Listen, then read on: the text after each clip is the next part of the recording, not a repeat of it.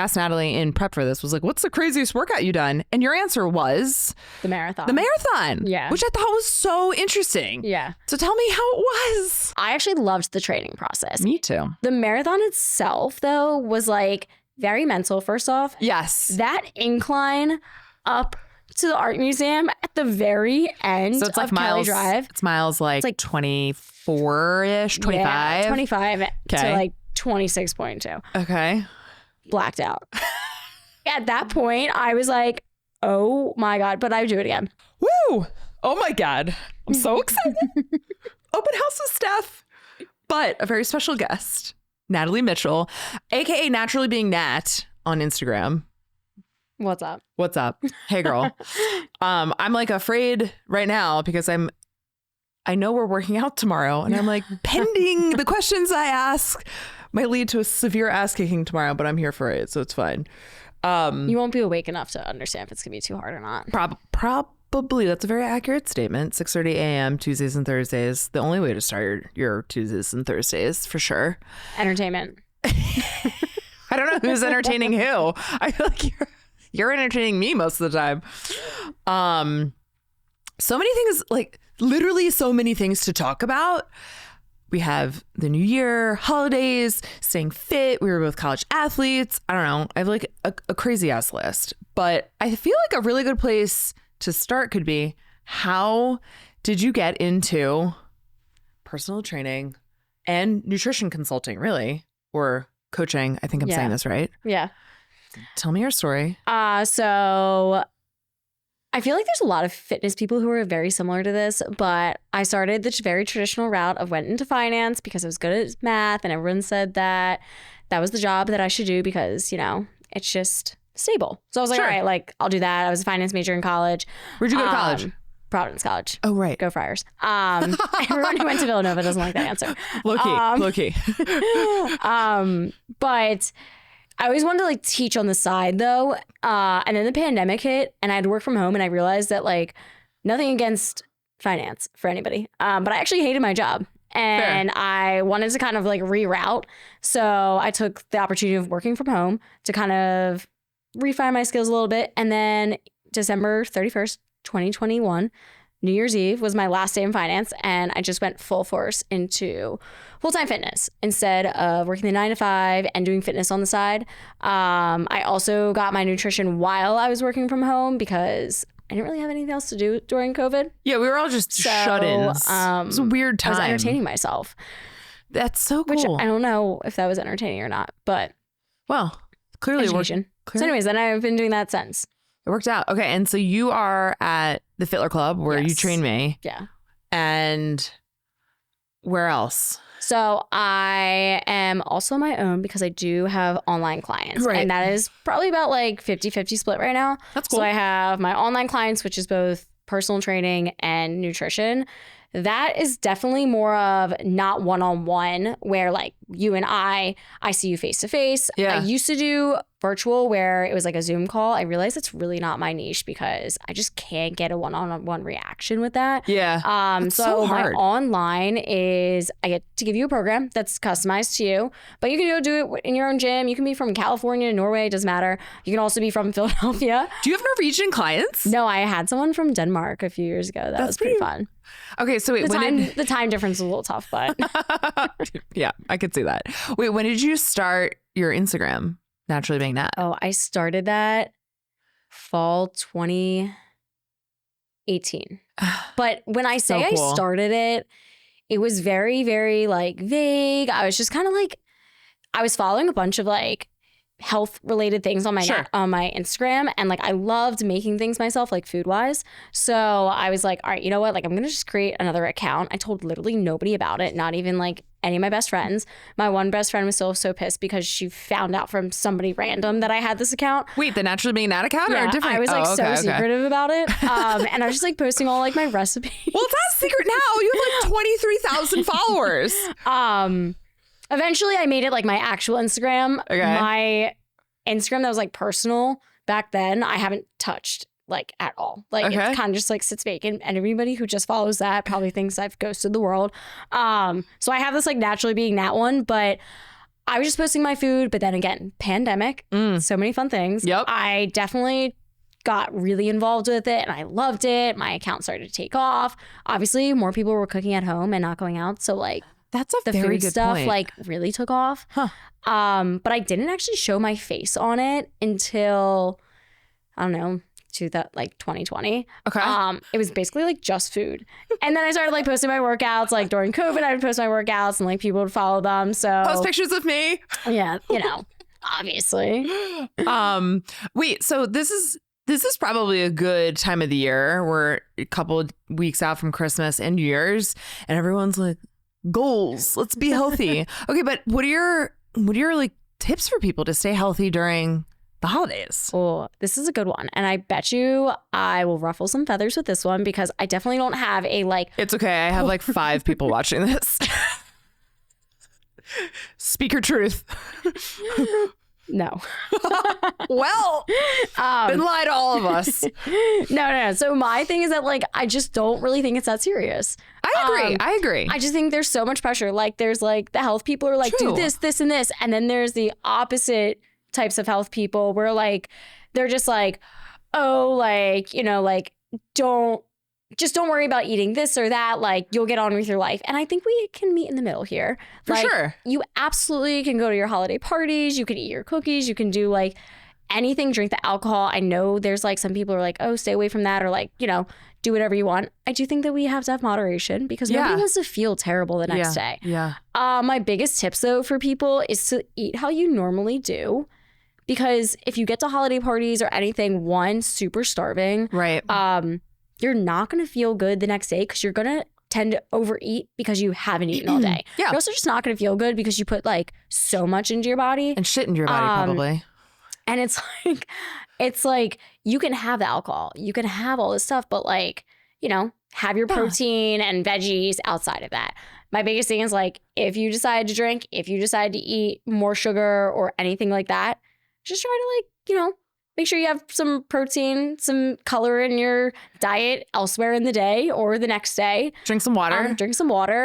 And if you can not, have a few nights of only like 4 hours or 5 hours of sleep, that'd be great. Yeah. Try to minimize the nights that you don't have like little sleep. Then you'll be good, right? Like just go on as normal. The biggest one I always hear, and it's really hard, I think, sometimes to talk about, like when you hear people are like, oh, like I ate so much, like I have to work it off, right? It's one of my biggest pet peeves, but I don't always know how to address it because I don't want to hurt people's feelings. Okay, but you don't have to. What would you say to me if I was like, I'm going to go gorge myself, but I feel like I have to punish myself and eat? By the way, I don't do this, but if you had to give me the advice. You personally? Or to like anybody. I guess maybe I was just trying to make you feel a little more comfortable answering the question, but I would tell you Steph. Delete. Now would be like, shut up. It's fine. Yeah, no, that's how I would answer you. No, but in all seriousness, I would just try to educate people. Yeah. As to that they don't have to do that, right? Like if you overindulge by accident, move on. Yeah. Your workouts don't have to be more.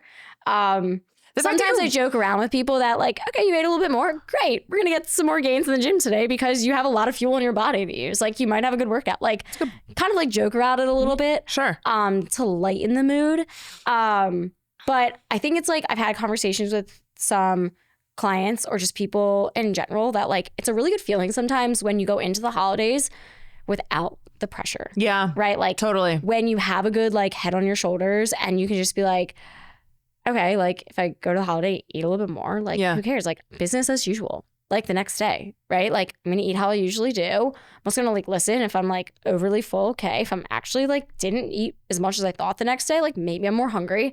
I'm going to work out the same. I'm not going to like take only the hard classes or do the hardest workouts and like the longest cardios because like, I overindulged, right? Like business as usual. Business as usual. And I think like that's a really amazing place to be in your head. Yeah. And it's way more mental being on that like anxiety train than to just be, okay, if you overate a little bit, who cares? If you enjoyed your food, you enjoyed your company, great. It's the time to like enjoy the holidays. Yeah. Sometimes I think it's helpful too to like just at least for me, is kind of knowing like, all right, I'm going to go to this party. I'm going to be a little tired. Maybe I won't do that workout that day. Maybe I'll give myself a little more time to sleep. And, especially for me, my work is like a little bit more busy when everyone else is quiet. So I try to do that. Okay. So what about, this is so good. This is a really good one. How do you feel about those people that are like, New year, let's go. New goals in the gym. And like you and I joke about this now. We've joked about this now for 2 years, I think, in a row. I think.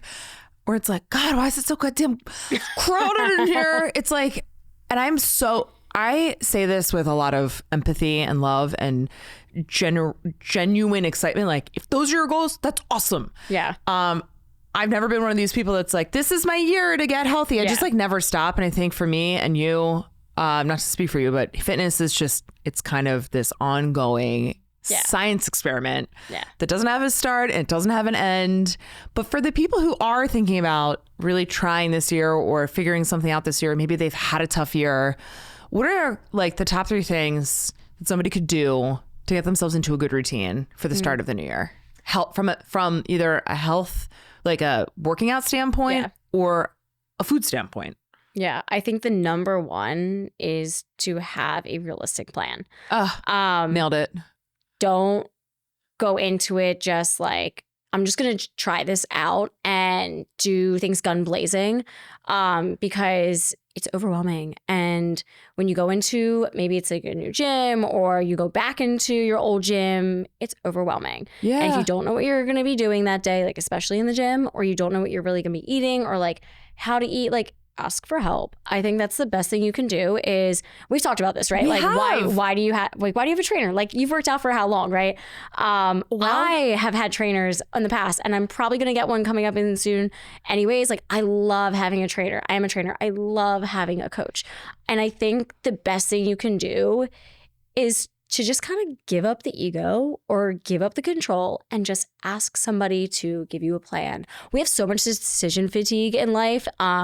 Work these days is wild. Everybody is just honestly worked to the ground, and that's our society. And we want to like create boundaries as much as possible, but some jobs are just different in other ways. And when you can have somebody who is helping you out, creating a plan so that you go into the gym, you're like, I don't have to think if this is the right thing I should be doing, if this is the wrong thing.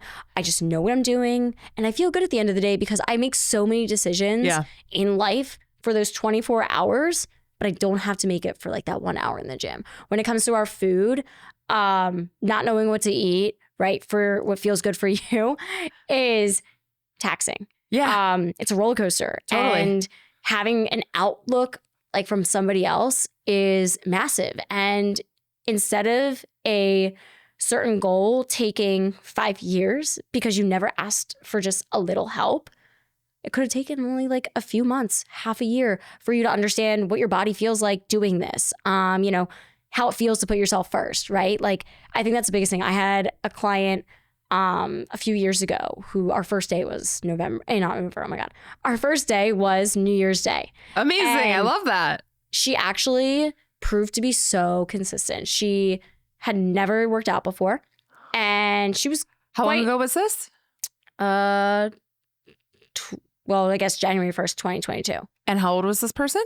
She's about 30. And like, she never worked out. I feel like it's so rare to meet people like that. At least, our worlds, our worlds are very fitness oriented. A lot of my friends work out, but I think it can be really intimidating. So I think it's probably really refreshing for all 5 listeners of mine to hear that there's somebody out there that raised their hand and was like, I've never worked out. I don't know how to work out. Yeah. And I think also like, a lot of people like may have played sports, some didn't growing up, but I mean, you could probably attest this as an athlete.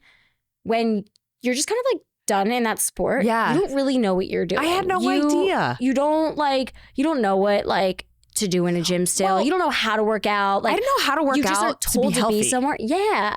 So like some of these people like have absolutely maybe like played a sport or like done some things active, but like what to do at a gym is not really like taught, and like we don't understand. And like it's actually one thing that I like love is to like show the basics, and how like someone who maybe has never stepped into a gym before, or maybe not in like 10 years, who knows, that like it's very approachable, it's very doable, and like that you can do it even if you are 25, 35, 45, 75, right? Like at any age, you can start that journey. Well, let's unpack why I have a trainer, why you're my trainer. Yeah. So I'm 30. I literally just turned 37 a week and a few days ago. And I played college sports my whole life. I played college sports when I was in college. I played sports my whole life.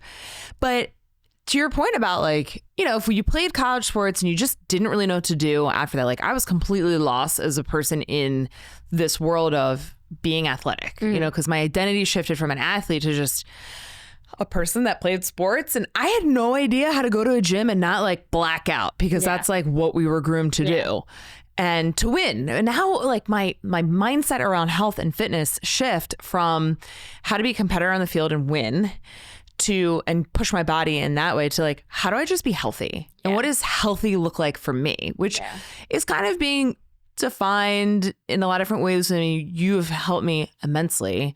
And that's why I decided to get a trainer, was because one, I was intimidated at the gym. Like I forgot how to like, you know, do the leg press and to not hurt myself. And I think a lot of people rely on things online, which are awesome. And it's a great way to have education in an accessible manner. But you've elevated my health game and just my personal game. You just make me a better person. But it's empowering. It really is empowering. And I think everybody should invest in their health. Like this is not, there's no end to this game. And we were talking about longevity for sure. Like I work out now, one, because it makes me feel good. I want to be injury free. I want to run as many marathons as my poor body will let me. But I really want to be able to like walk around Rome at 100 years old if I want to, or, you know, fill in the blank. But we were having that really nice conversation on our drive over here, our very lovely drive, because we're basically neighbors. So tell me a little bit more about what it's like to work with you. If people want to work with you as a trainer in the gym. I mean, I have my own personal experience with this. Which I'm also curious what your answer would be to this as well. I will share that with you. And if somebody really needed more like nutrition coaching, and by the way, Natalie, you have taught me so much, like it blows my mind how much you've taught me about my body and health. But if somebody wanted to jump into this journey with you, what do the first steps look like? And how do you approach athletes? Yeah. So are you asking like how I would work with somebody, like actually work, or like what kind of style I am as a trainer? Both. You can answer it both ways. Like, okay. Because some people are like really intimidated and maybe they're like, how do I know Natalie's right for me? Also, side note, I will say, I was so excited when I first saw you at the Fitler Club because I followed you on Instagram and I was like, she's so cool. And then one day I was like, hey girl. And like someone was like, what was that? I was like, it's naturally being Nat. And then I like, my times got screwed up in the Fitler Club, which has this awesome, incredible gym with great resources, was like, I think you would be a good fit for Natalie. I was like super nervous for her first. I was like, I hope she thinks I'm cool. Anyway, I was like, what's up? I was like, oh, my friends were like, how's Natalie? I was like, amazing. Well, first off, a lot of my personal training is at the Fitler Club. Yeah. So that, unfortunately, obviously you have to be a member to train at the Fitler Club. Right. Right now, maybe TBD in the future, I will have more in-person opportunities. Amazing. A little bit, like not as much, maybe. But my online is basically where I'm taking on more clients right now. Okay, cool. The online, though, is just where, like I've said before, you just train with me online at your own gym, at your own time, whatever you want. It's actually pretty nice for somebody who maybe doesn't really know what to do with the other days of the week as well. So it's like, I will literally program as many days as you want. If you're training for something, sure, I can do running, strength, the whole 9 yards. The other thing as well is like, I also have my nutrition online too. Yeah. So those are the best ways to train with me. I will to say, when it comes to my training style, this is something that when I first started, everyone was like, you have to have a niche. And I was like, what the hell is my niche? Like, I did not know. Yeah. And I think the only way that you discover like what your niche is to try out a lot of clients. Yeah. And see one who sticks and maybe what the commonality between them is. I don't know if commonality is a word. It is now. It's fine. Yes. I like this. But also like what you vibe with too. Sure. And it's not like I'll see a lot of like online like women's fitness coaches or weight loss coaches or marathon training coaches. Right. Very specific things like that. I'm not. I generally think that I am a trainer who will take on anybody who really cares about bettering themselves. I agree, and I love that. I don't really care what your starting spot is, whether you've worked out in a gym for 20 years or you've literally never stepped foot. If you have a desire, because one of the main things I've learned is that like I can't put my want into you.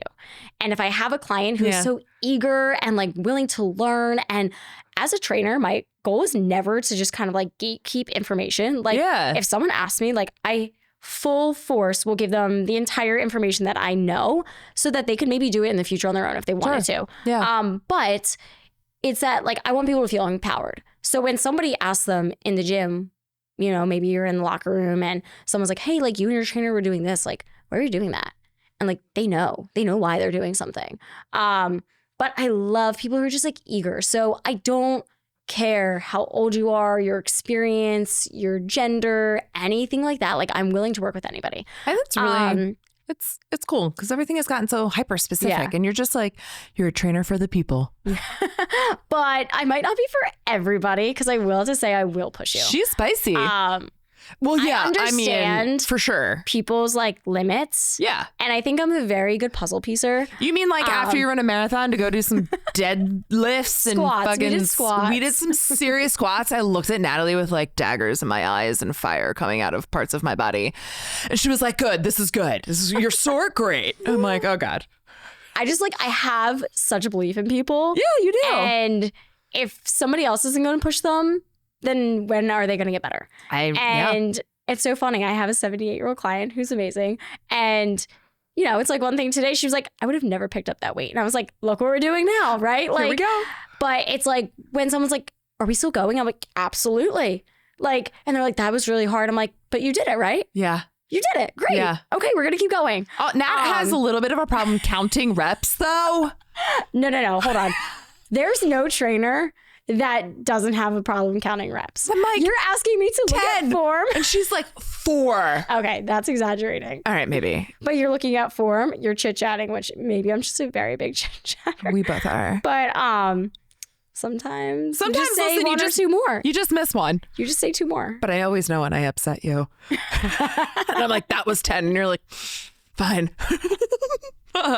Sometimes I'm like only a few off. And then there's like other times I'm like, I've not been counting at all. I'm like, I have no idea where we are. We've done 1,000. Oh my God. But if you ask any trainer, I can't be the only one hopefully. You know what I love? That's why the watch. Sometimes I'll do a watch. Yes. Because the timer, then I can't be like messed up then. Then I'm like, oh yeah, like 30 more seconds. I always love when we start our sessions and you look at me with like so much pizzazz in your eyes and you're like, how we feeling? And some days I'm like, 1,000. And some days I'm like, I feel pretty good, you know? And no matter what, it's always a good workout. And you always like know how to like read the situation. I would say, I'm a pretty intuitive person. Yeah, you are. And I can read a client very well. So Yeah. I think that's why like I'm able to push clients to For like sure. their personal limit, given the day, the time, whatever it is, because I can tell when someone's running a little low on energy, right? Yeah. Like, and to push just to like that threshold so that someone leaves feeling still really good. Yeah. And not like they got to go pass out for the rest of the day. You know, there have been a couple of situations like we have talked an extensive amount about, and Natalie has held the mirror right up to me because I think I'm invincible. And, you know, she starts like wiggling in these conversations about like, how much have you been eating? And I don't struggle with this. I'm just a busy person. Yeah. And I would identify myself as a healthy person, but you really help me understand what does healthy look like for me. And sleep, stress. We talked a lot about stress. Yeah. Natalie is one of the reasons why I now like to call myself a reader. I have a book for you, by the way. Great. I can't wait. And I there are times when I'm like, I give myself a little bit more permission to just sleep in, and I'll text you and say like, I can't make it. And you ask me, do you think you need the workout to relieve stress? Yeah. Or do you really just need to rest? Yeah. And it's just like, no judgment. It's full permission. And because I am one of those people that will push myself to the limit where I'm burnt out physically and mentally. And you help keep that in check for sure without making me feel bad about it. Yeah. It's like hustle culture, grind. You had taught me one of the most important lessons, I think, in like my journey of health and longevity is not every workout has to kill you. Yeah. And I think a lot of people who know me assume that the workouts we do means that like we're both blacking out or we're both doing something crazy. Yeah. And it's not like that. It's about building strength. And then that had morphed into a conversation about nutrition. So now I really work on getting my protein, which is a lot of food, but I work on it.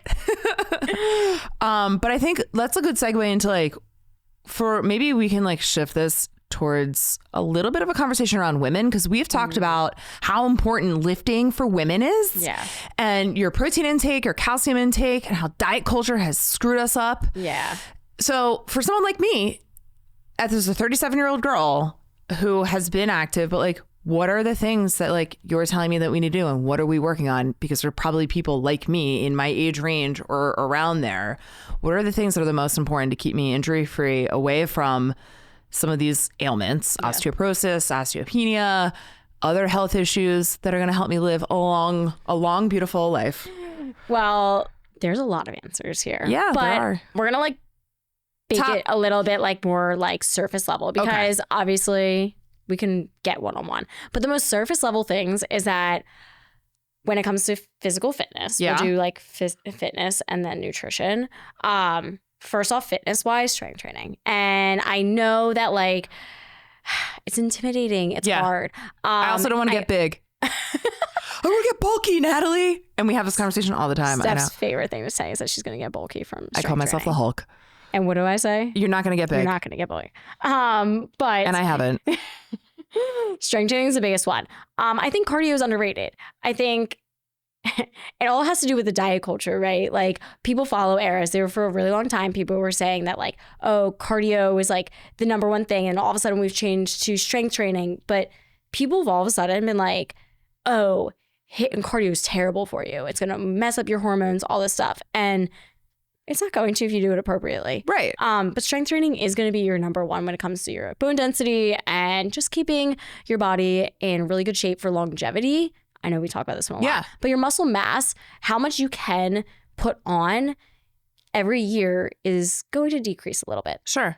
So the more you can put on earlier in your life, the better. But you can continue to always put on muscle mass or can have that goal. And strength training is going to be your number one throughout life. It helps you also keep injury free. If you like to run, if you like to bike, if you like to do anything outside like walking around, hiking, your strength training helps you so much so that your knees, your ankles, all that type of stuff stays super healthy. That is like the physical part of it.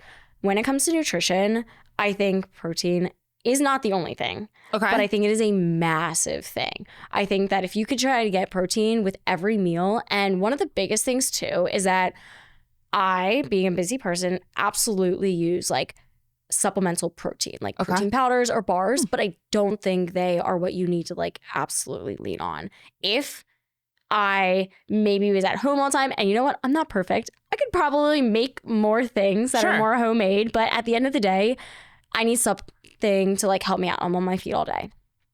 Whole foods are your best friends. So you get like protein in whole form, like your meat, your fish, your eggs, your dairy, tofu, whether you're vegan, vegetarian, or an animal eater, it doesn't matter. Trying to get whole food based proteins as well as your fruit and veggies. I know sometimes it's like, oh, I had to add a fruit or veggie, but sometimes it's really easy. But all of our vitamins, minerals can make a massive impact on your body. So just trying to sneak those things in here and there helps so much. And don't be afraid of fats. For women especially, I think this is the biggest one. Hello, almond butter. We're very good friends.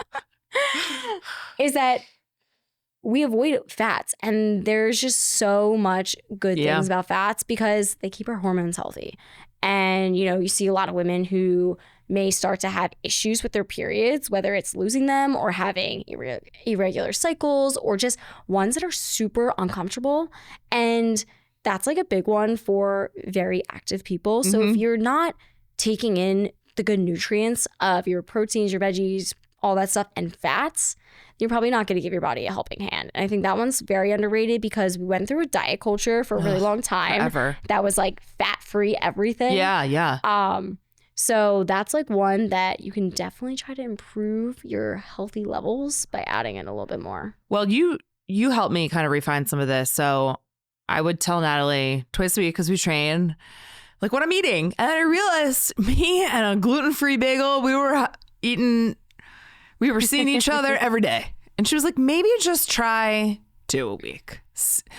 Let's just see. Or like, you know, I'd be crushing some RX bars. And I really made this conscious shift of like trying to eat more whole foods. Yeah. And really trying to, I joke about this. It's like, this is not going to be an episode of like, let's not eat any chemicals. But I do think being a little bit more mindful for me specifically of like, there's certain oatmeals that I like. There's certain, I don't know, like products that really just like work for me and doing the, not quite like an elimination diet, but kind of figuring out like, oh, this gave me more fuel for a long run. This felt better. Yeah. Being a little bit more conscious as to not be in the fridge grabbing a bar. Like I love some of those bars because it's so easy to get like just a really nice helping of protein, but maybe I should just have a sandwich. Yeah.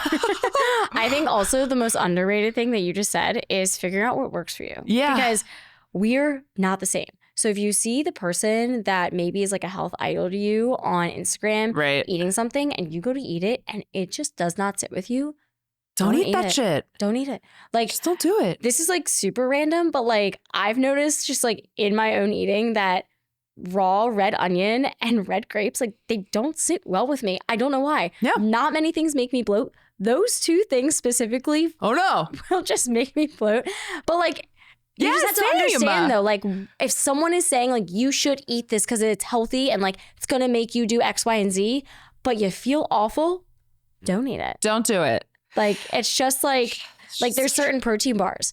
I've tried them before and there's an ingredient in there. I don't feel good with them. Why would I eat them? Yeah. Because X, Y, and Z influencer lives off of them and loves them and like helps them get their protein in for the day, but it doesn't sit well with you. Do you feel good? Like, you know, you gotta do what you try to gotta figure out like what is actually going to make you feel energized throughout the day versus taking off a number of like how much protein or carbohydrate or fat. Like instead of like so focused on these like tick off boxes, like what makes you feel good? Like notice like the meals that like you're actually energized. I think one time you like mentioned like you had something for breakfast and it had to do with like the sweet potato. You were like, I actually felt really good. I love a sweet potato in the morning. Oh my God, that's been, like I literally swapped the gluten-free bagel and I look at the ingredients of them and it's all this like filler and stuff, which is also now starting me on my new journey this year. I really want to cook. I made some mediocre chicken the other night, but we're working on it. You gotta start somewhere. Yeah. Well, you know, we can't all be naturally being Nat.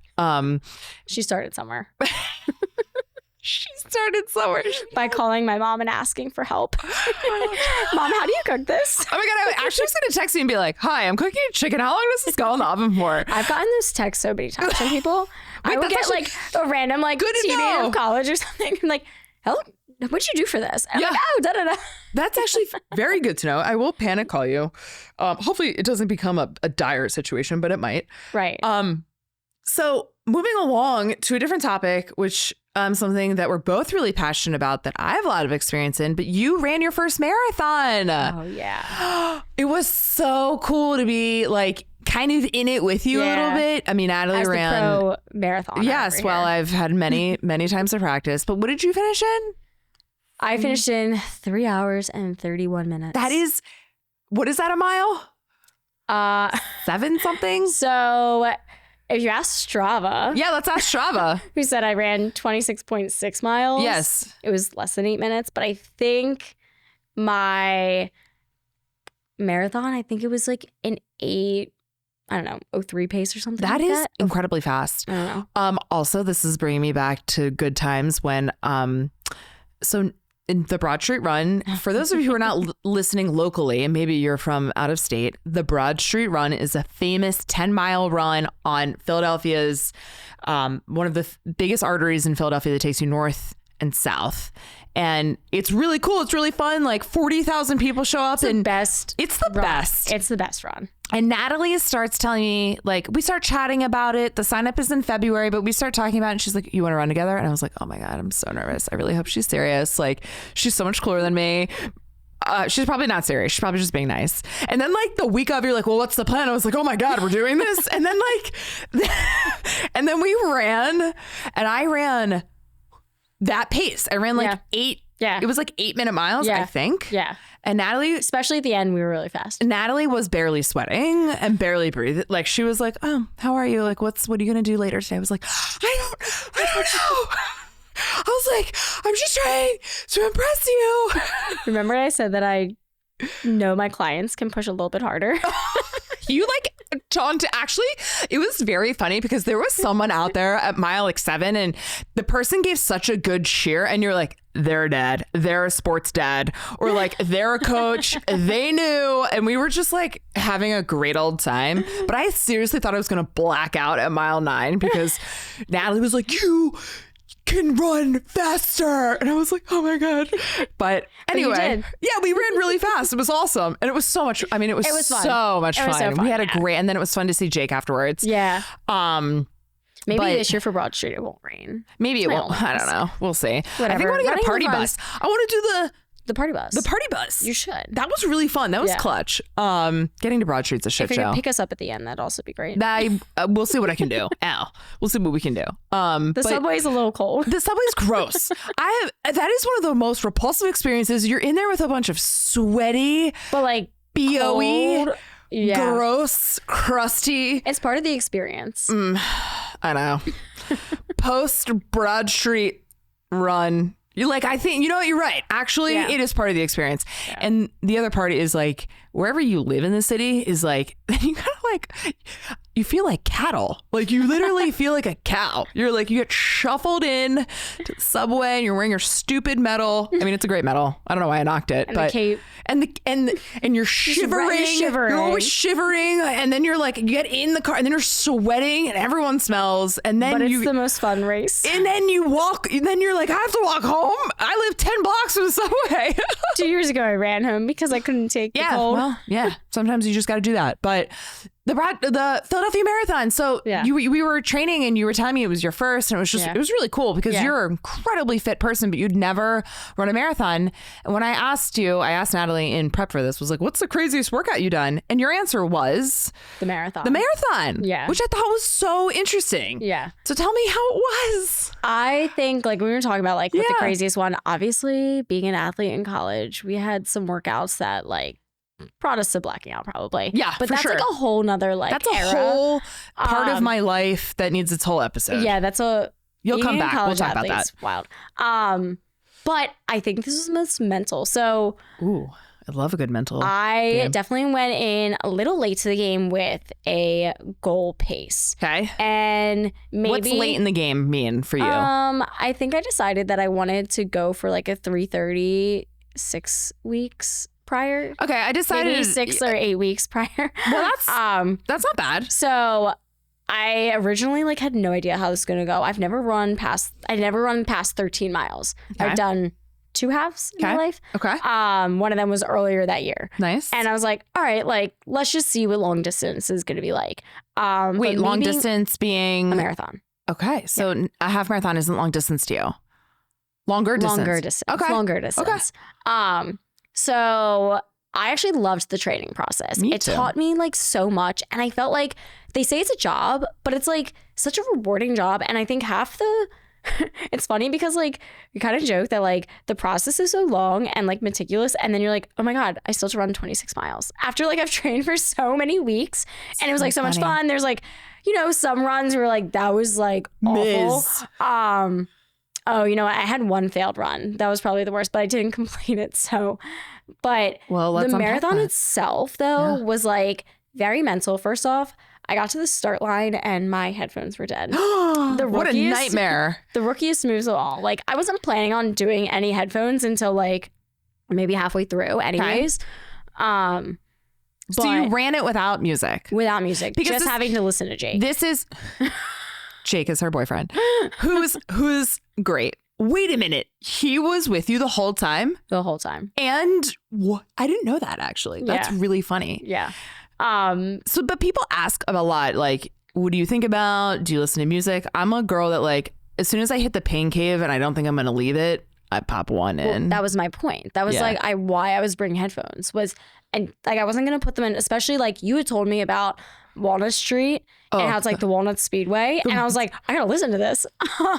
But I was like fully not going to listen to music until probably like mile 13, like I said. Yes. It's like, it's a good time. Maybe like later on, honestly. Mile 19. Mile 18 is when I was like, but then like you get into Manayunk and you're like, okay, like slight revival. Friend Joe gave me a Pop-Tart. That was amazing. And then that like saved me a little bit. What flavor Pop-Tart? Strawberry. Oh, frosted, yes. Frosted. That would have also saved my day. It wasn't a gel. I was like, I can't take one more gel. And I just like clutched this freaking Pop-Tart so This is so funny.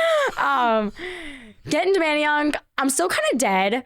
And then this is where the hardest part of this entire thing, and everybody who runs Philly may or may not say this, but that incline up to the art museum at the very end so it's like of Kelly Drive. It's miles like 24-ish, 25? Yeah, 25 to like 26.2. Okay. Blacked out. Absolutely nothing. There's a video of like Jake absolutely just like, hey, and I am like trudging along up this hill. My brother jokes that it looked like every step was a rep. Like 1, 2, 3. You were just full was like at that point, marching. I was like, oh my God, but I would do it again. It's like, it was so hard, but like type 2 fun. It's type 2 fun. Yeah, you know what? This is like the psycho probably is that like you're like, okay, so next time I'm gonna do X, Y. Like, you know, like you're just like, I don't know. You like want to do it again. Like you just want to like after you've processed the blackout of the final 2 miles. It was fun, right? But I literally think that was the biggest mental battle because like for like 6.2 miles, like or I guess like maybe 5, whatever. Like when you're leaving Manayunk is when like I was like, oh my God. So like whatever that math is. I used to be a math person. It's okay. That amount of minutes, I was just like, it's like an hour. Telling myself not to stop. Yeah, just don't stop. I stopped. And I stopped a lot. That was like the hardest thing I ever did was just like, don't stop. And surprisingly, my paces didn't go down like terribly. Even though it was like a lot harder, but that was like probably the most mentally taxing workout I've done. That's going to be a clip. That's so good. And I will also say, I really think like as I was running the marathon this past year, I was like, wow, this is like the ultimate human experience. Also, the greatest science experiment of all time, because you could train your ass off for months and months and months and eat well and be well and do whatever. And you just don't know how you're going to show up at mile 20. You're like, I wonder who I'll be at mile 20. Yeah. Well, that's the thing. I was a shell. I was a shell for sure. You have like no idea, which is you like. You just don't know. Kind of fun. It is so fun. I don't know. But also this year watching the marathon, I had so much fun. I saw you so many times. I saw you 3 times. We were meticulous. We had all our trackers on. We knew where everybody was. So and good. I was screaming so loud to make sure the people knew. The best was seeing you at the end. You did a little star jump. Yeah. I just still had a little power in you. I did. I was just so thrilled to see you and to also be done. Yeah. I was also like in a weird spot. I saw my friend. It was like I had like less than a mile to go. And I was like, I don't know where I am. How much further? I was like, I run this every day.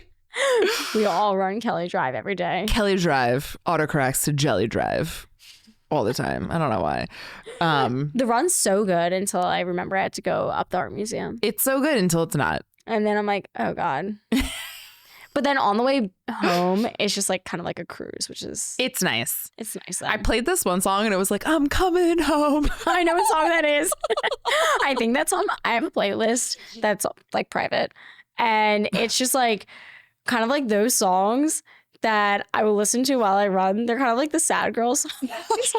Well, I'm gonna need to know about this now. Also, like, shit, is my stuff private? Because I got some funny shit on my Spotify. I don't know. You should share it. We should find out. Oh boy. Anyway, You can tell a lot. yeah, you can tell a lot about a person through their music, which is kind of fun. So the marathon was great. Yeah. For all of us. You're in the lottery for Chicago. Yeah, we'll see if I get in. When do you find out? I honestly think in like 3 days. Oh. So we'll see. If I don't get in, I have no idea what marathon. I'll probably do Philly. Philly's just so easy. I signed up. I said I'd sign up if I found out Chicago and in was wobbling to somewhere. And then I got the email that was like, registration. I was like, no, guess I'm doing this again. If I don't, maybe I'll do High Rocks. I don't know. Oh, yeah. Oh, yeah. Okay. This is really good. Let's talk about High Rocks. Ooh.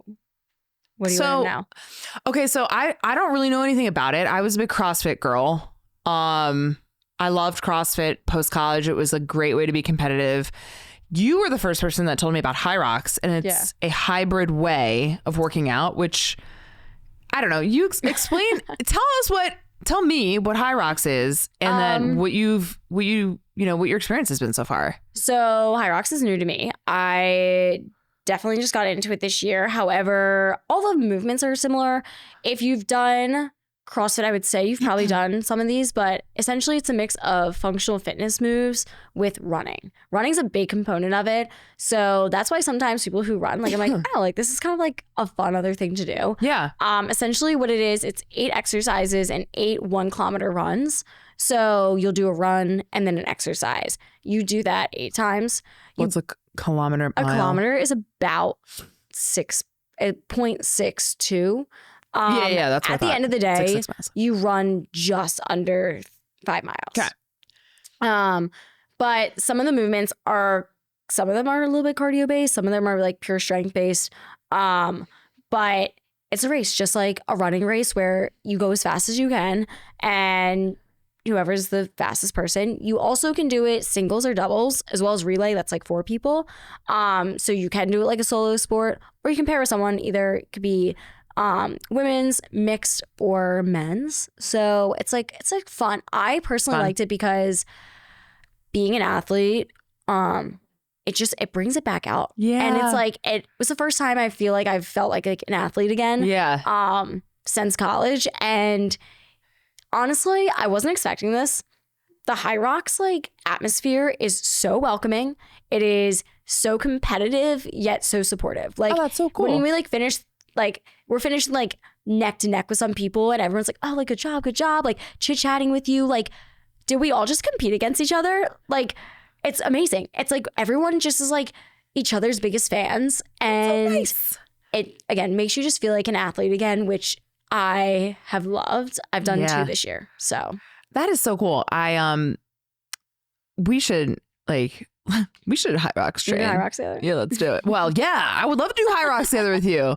I was joking. I was like, secretly, I think, I don't know. Abby and I were talking about this, a mutual friend. I feel like Tom would like it. Yeah. I feel like we would crush it. Yeah. But wait, is it like an age range thing too? So yeah, but you can do it with anybody. They just take the 2 ages and then average it. So say, honestly, I've seen like a parent and a kid do it before, and they just average it. So say it's like a 20-something-year-old and like a 60-something-year-old, they might like land in like the 40, I don't know, or like 39. So they just do it average. So the individuals though, it's like a little bit like closer. So it's like, 30 to 35 or something like that. And then for doubles, it's like 30 to 39. So like the age ranges are a little bit bigger when you do like doubles versus like singles. That's cool. Yeah. So what's your next competition? It's gonna be High Rocks. And that's when? That is March 29th, maybe. Okay. In DC. Yeah. Well, maybe you should think about it. You should. It'd be fun. It would be fun. It's also like nice because if you like running, but you just want like a little spice up, it's fun. It also complements because it is an endurance sport. Right. So it complements races like marathons. Are you doing another marathon? I'm looking like, for a sprint one. But I am find like one. thinking about a spring marathon, mainly because I love the training so much. Yeah. I do wonder though if like talking about like what our bodies like the most, like we've talked about this, that I find this very interesting, that I probably operate in a really high cortisol level. And I wonder if my body would like for me to not do that to myself. A spring marathon? Well, like, because I feel like, you know, it takes a lot. It takes a toll. I mean, my body could handle it. Yeah. But I think like maybe my body would appreciate a little bit of a lower, a little bit more of a subdued effort, maybe, where I'm not pumping myself of cortisol all the time. But I'm kind of hype in general and slightly intense. If you know me, this would make total sense. But I just feel really the best version of myself. I feel like the best version of myself when I've worked out really hard in the morning, and I'm trying to learn that like it doesn't have to be that crazy. And, you know, college athletics Steph versus adult Steph are two different bodies. Yeah. Sort of. I would say I'm actually probably in better shape now than I was in college. Absolutely in better shape than I was in college. So like how though? How? Yeah.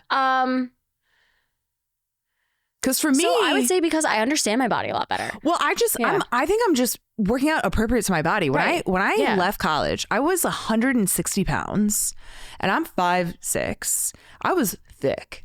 I mean, I wouldn't have called myself like, in this, like, everybody is beautiful. Yeah. Everybody is beautiful. But you felt not great. But I didn't feel healthy. Yeah. Like, I didn't feel well. Yeah. And as soon as I stopped working out the way that I was, I dropped a ton of weight and I just felt better. And I like then started working out for I think what my body was more in tune to. And it probably wasn't hitting that all you can eat buffet ice cream situation at Penn State. Let me tell you, those toppings, they were plentiful.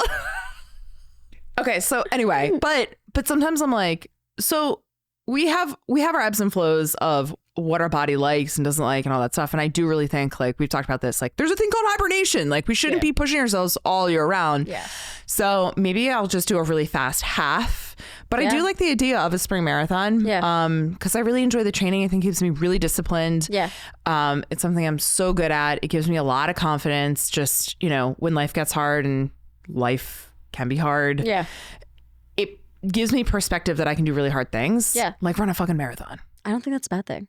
I don't either. Yeah. To be continued. But also I think like if you really enjoy something, then like do it. Like I think like one of the worst things you can do is, one, never try something, but two, keep doing something that you actually don't like doing instead of maybe like navigating into something that like you might enjoy more, or like maybe take it another approach. But like if you love running and it makes you feel good, like just do.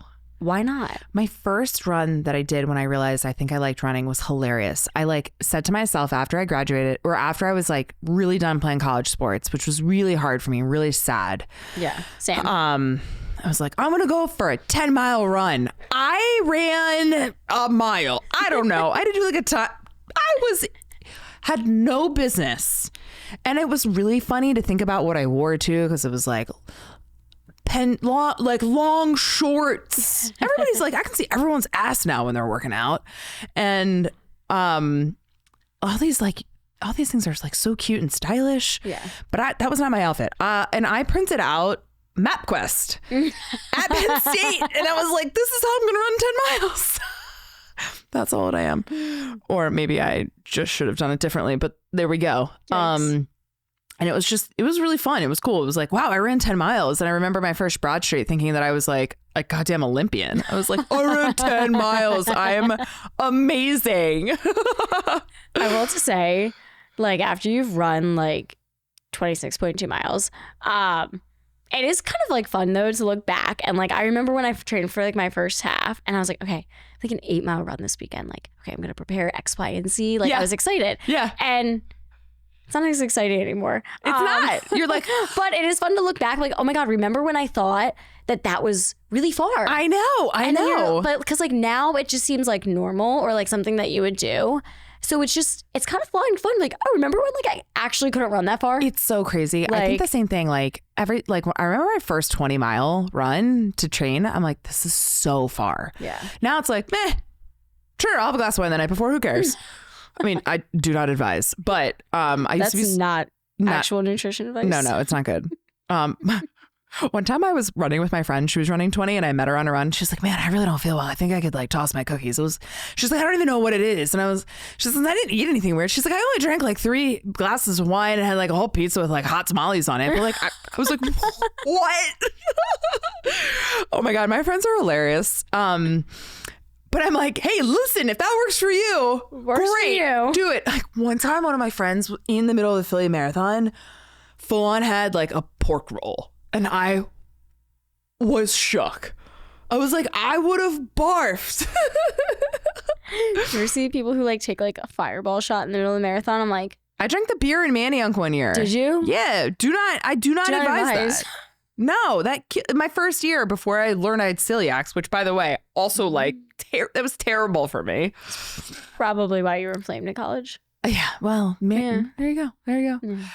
So, okay, we've talked about the marathon. We talked about like nutrition-y things. What are you excited about for 2025? Ooh, that's such a good question. You can answer this in so many ways too. Okay, well, so I think like with everybody, you've gone through like, different phases of your life. Yeah. And we've kind of just like touched on this, like learning your body and learning stuff. And I think I had to go through a lot of like learning about like kind of like what I also want to do, like challenging wise. Yeah. And similar to you, where it's like you were a college athlete and you really push. And then all of a sudden you're like, man, like I need like 5 seconds to like not push. Yeah. And I think I finally feel like I'm ready to be an athlete again. Cool. I think I'm like ready to like actually maybe like push a little bit further and see where I can get. I feel so confident in my body for the first time not for the first time, but it's been very much like a gradual where like I've just increased like after I've like learned like what really feels good in my body over like the past like few years since the pandemic started. I've never like every single month, I just feel like I keep saying to myself, I've never felt more confident in my body. Awesome. And the way that I fuel it, the way that I treat it, the way that I can, work out and not be the hardest thing in the world or work out and being the hardest thing in the world. And I think honestly with the high rocks I've proved that like I can do those like, athletic and like hard things again and like be pretty good at it. Yeah. And like I'm actually really excited to see like what I can do. And I think also for like maybe the first time, like I don't care what like other people are doing. Like I'm gonna train my own way. Yeah. People have success in so many different ways, but understanding what works in your own body and how you can operate so well and so efficiently, I think it's like my one thing I'm very excited about because I just feel like such like a good new wave of confidence, honestly. And your confidence is contagious, by the way. But, when I was like trying to get into the fitness world, it's intimidating. I definitely felt like I was like not less than, but that I had to prove myself. Sure. And I spent a lot of time trying to prove myself. And I think this past year has shown me that I don't have to and that, I am like very just confident in what I do, but how I treat myself and the things that I do in work and in life. And I'm honestly just so excited to just do so many things this year. Like I just feel energetic. Do more of what you're good at. Yeah, but just like being able to like, I have so many fun things too, like we have weddings and like all that type of stuff too. But I just feel like I'm actually really excited to do all of it. Like I'm excited to be busy. I'm excited to do all the things for myself, but also figure out how I'm doing life things too at the same time. Like, and you run a business. Yeah. And I think that's something that people don't realize. Yeah. You run a business. Like when you're training me, like your phone's blown up right now with someone that's like, what do I do about this in my plan? Yeah. How many clients are you working with right now? How many nutrition clients? How many personal training clients? Online, in person, mix of all of them. Yeah. In person, I think I have about 15. That's a lot. Nutrition Rise right now I have, I just not lost. I have for my nutrition, they're 12-week programs. You always can go longer if you want. I have 2 people who just kind of like graduated, I like to say. Oh, nice. Last week, and I have someone who graduated 2 weeks ago. So I have right now about 5 in there. Those have like weekly calls. So I try to limit how many I have, like kind of my time. Try to have a little bit of boundaries. Yeah, of course. And then online client wise, I have about, honestly, I don't remember the exact number. It's between 15 and 20. You're busy. But again, those are all like one-on-one. One of my things that I am launching in 2025 that I'm excited for is something a little bit more generic, but yet specific. So someone who maybe isn't sure about if they want to do like one-on-one, they can do this like training program. It's not one-on-one, but they can follow something in the gym at least. And it lets me reach more people because boundaries, we've talked about boundaries. We have talked a lot about boundaries. Really, really hard. So for me, it's like saying no to certain things that are going to make me be consumed with work, but also knowing that like I kind of like you are client based. I'm always kind of like working, whether I like want to or not. So that's why like I'm trying not to have as many maybe clients one-on-one sometimes because that's you can get quite like boundaryless. Well, I know personally for me as being an entrepreneur, I can really only take on 30 clients and give excellent service. Right. Exactly. And when I see people who have like a lot of clients, I'm always just like, how? Yeah. Not in like a judgmental, but I'm like, how do you do it? I personally like, I'm such a one-on-one person. I can't imagine not being one-on-one. I love like the experience of like a one-on-one facing client or just like programming and being able to message people. But you only have so much space to give. And I don't want quality to go down if I take on so much. And I also don't want the quality of my own life to go down because I'm giving to so many other people too. Right. It's like that tricky balance when you have that because no one's saying you're at work 9 to 5 or 8 to 5. And if you could wrap things up, you go home. You don't talk to anybody. You don't have emails. And the next day you roll in and deal with it, right? But that doesn't really like work with a one-on-one like client situation like we have, right? Like we clock out-ish. Yeah. But we don't. Well, and I think it's a good point of, there's only also like not everything's an emergency. I have a really hard time saying that not everything is an emergency. We've talked about this. I know. And look, for me, there's a reason why we work out so early is because it's really just like, it's me time. Right. How many people are up? Occasionally. I secretly love that. I'm like, what'd you do to start your day? I've already had a whole day. Do you feel behind? I hope so. No, I'm kidding. No, it's like every time it's like, welcome to the gym. I've been here for 4 hours. I'd be like, you're here so early. I'm like, it's 9 o'clock. Okay, so what advice do you have for people who are just trying to stay healthy?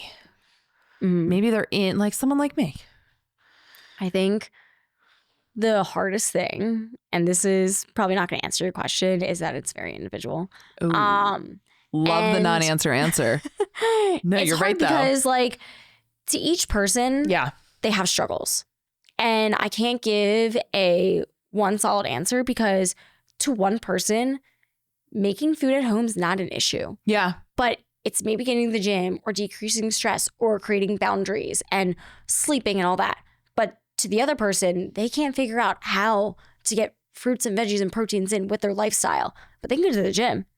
So how to be healthy is not like just like a one-stop shop, because if you want to confuse the heck out of anybody, I will go on about the 10 different things to make you healthy. But at the end of the day, it's really finding the things that make you feel good. So maybe it's food journaling, or maybe it's just taking notes on like, movement and sleep and water intake or anything like that, and just noticing what makes you feel good and then trying to do that on a consistent basis. I think one of the most hard things is you'll see online, get 10K steps in a day, strength train 3 times a day, get cardio in twice a day, get your fruits, veggies, your protein at every meal, 30 grams of protein at your meal. You have to have your body weight in fluids every single day, but don't forget, because you have to have sodium and electrolytes. But don't drink LMNT because it's bad for you, but also drink LMNT because it's really good, and that girl who looks really pretty is also drinking it.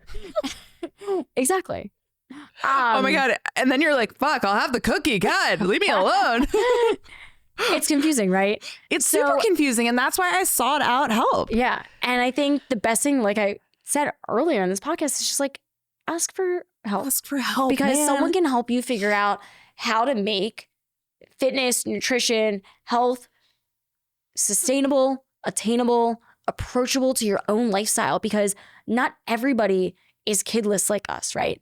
Some people are working moms with 3 kids and the dog, and their job isn't letting them do X, Y, and Z. And how can we figure out how to help them? Yeah. And how can we figure out, like, you know, when it comes to grocery shopping, how to meal prep, when to meal prep, or if you even need to, right? Like everyone says, just do this. And it's like, well, do you even need to? Yeah. And how to make it cost effective. And some people like, yes, I'm very fortunate, you know, in many, many ways where I have the flexibility to do a lot of things like train for a marathon and eat certain foods and stuff like that. But it doesn't have to cost an arm and a leg.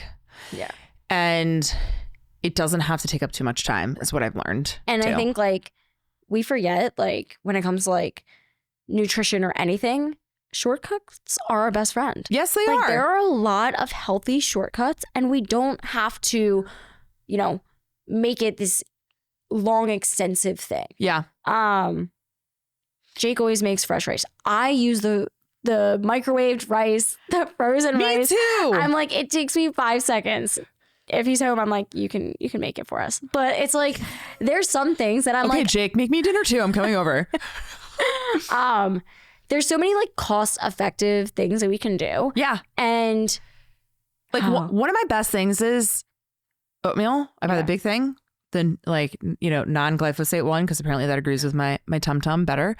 And I put an apple in that shit. And an apple is not expensive. Yeah. And it's really good with a little, you know, dollop of like something for the fats. Yeah. And, you know, I don't need to buy like the fancy, I don't take any protein powders or supplements or anything like that. Like I'm lucky in that regard. But those things are really expensive. Yeah. And I think also kind of speaking on the supplements is that it's overwhelming. The supplement market is like absolutely insane. There's a time and a place for supplements. Like there's certain ones. Obviously, if you get blood work done, it's like my favorite thing is like when people actually get blood work done, because it's like, oh, you can see like maybe if you're low or high or like anything like that. Yeah. But your fruits and your veggies can give you so much. Your steak or your chicken or your fish or like eggs, like they give you a lot of those stuff. And like, we don't always have to take a ton of supplements. And it's just back to the basics. Like there's back to the basics. There's a lot of like, we're at an hour. So my parting statement is back to the basics. And before we start going down a rabbit hole of like hydrogenized water and no chemical this, like maybe just eat a vegetable, just wash it first. You know, like yeah. I think we have, because of social media and because of the ability to find information and it's not necessarily vetted or credible, we have made nutrition as a whole feel like this mountain to climb. Yeah. Fruits and veggies, sleep, hydrate, get your protein, lift some weights. Yeah. Or honestly, and go outside. If you're in Philadelphia, we have such a walkable city. It's amazing. I know it's cold now, but bundle up. You'll feel so good. And get like just like a few steps in a day. Yep. It feels good. You get up from your desk. And like you just said, those are like the biggest things. You'll be right as rain. Natalie, my girl, thank you so much for taking the time out of your busy day. You've been up since like 4:30. Yeah. Training clients to spend some time with me and hopefully all of you. Thank you for being here. I'm definitely having you back. You're going to come back sometime. Maybe we're marathon training or whatever. Ooh. Thanks. You're the best. Thanks for having me. Young John.